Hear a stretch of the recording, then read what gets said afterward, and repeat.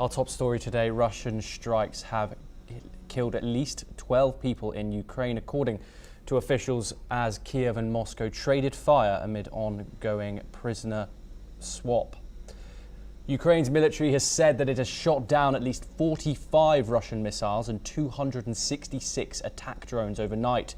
4 people were reported dead and 5 were wounded in the eastern Kyiv region, while Kyiv came under attack for the second night in a row. 4 people were killed and 16 were injured in the Kyiv region, including 3 children, in a massive overnight attack.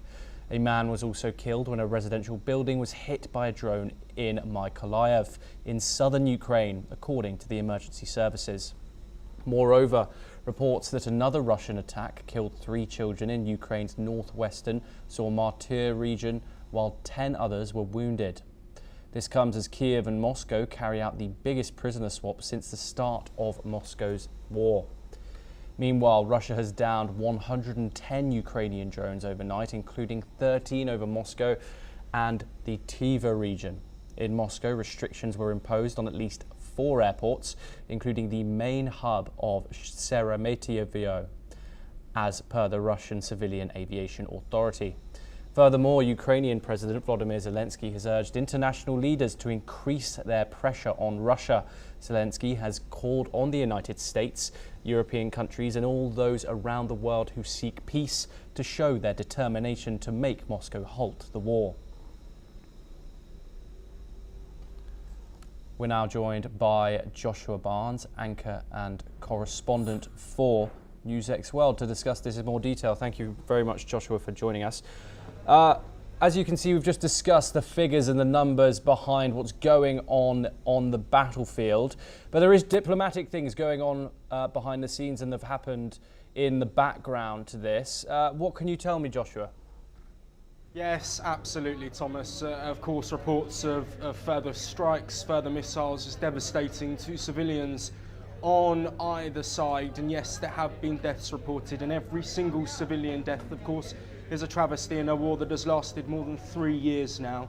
But in the grand scheme of this conflict, the losses of life have been thousands per week for several months of this war, and diplomacy is something that both sides say they have been working towards to end that level of killing. Now, of course, we look back to talks earlier this month that took place in Istanbul. You alluded there to those ongoing discussions, rhetoric from the United States, rhetoric as well from Western allies too.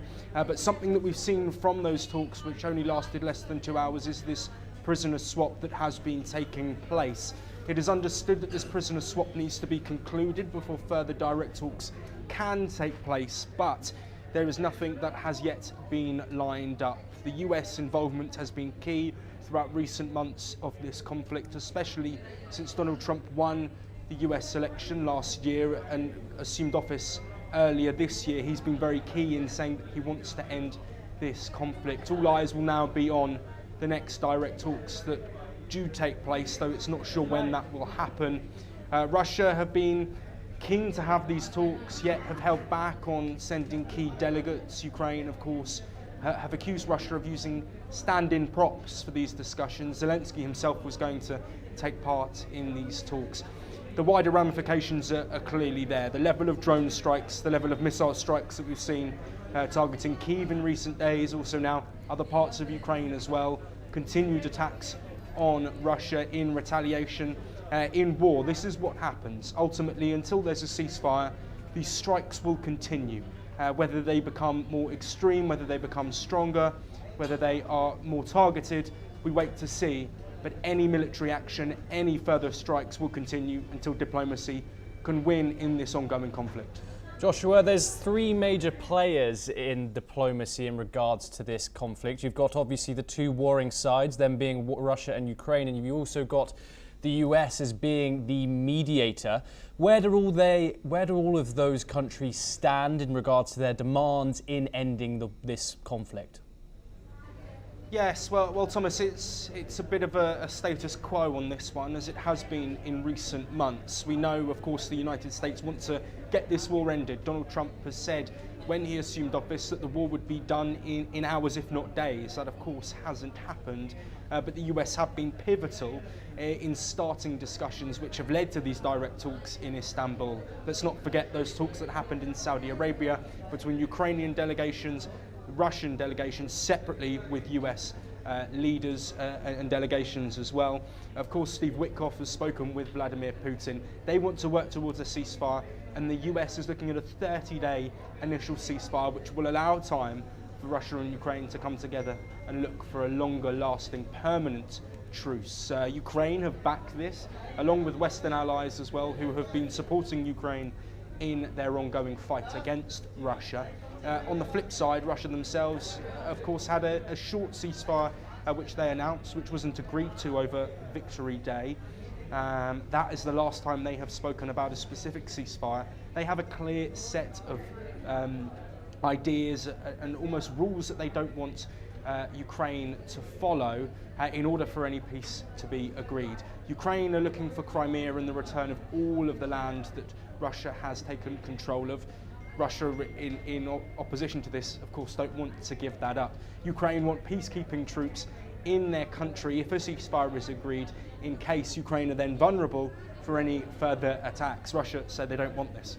Russia said that if any ceasefire is to be agreed, then the Western nations need to stop supplying arms to Ukraine. Ukraine say this can't happen because we would be vulnerable before a ceasefire is agreed. There are several other points in which both countries extremely differ in opinion. Ultimately, there will need to be concessions. Vladimir Putin himself, around the time of these direct talks in Istanbul, said concessions would be needed. Currently, it's just words and no actions. We wait to see if that changes. Joshua Barnes, thank you.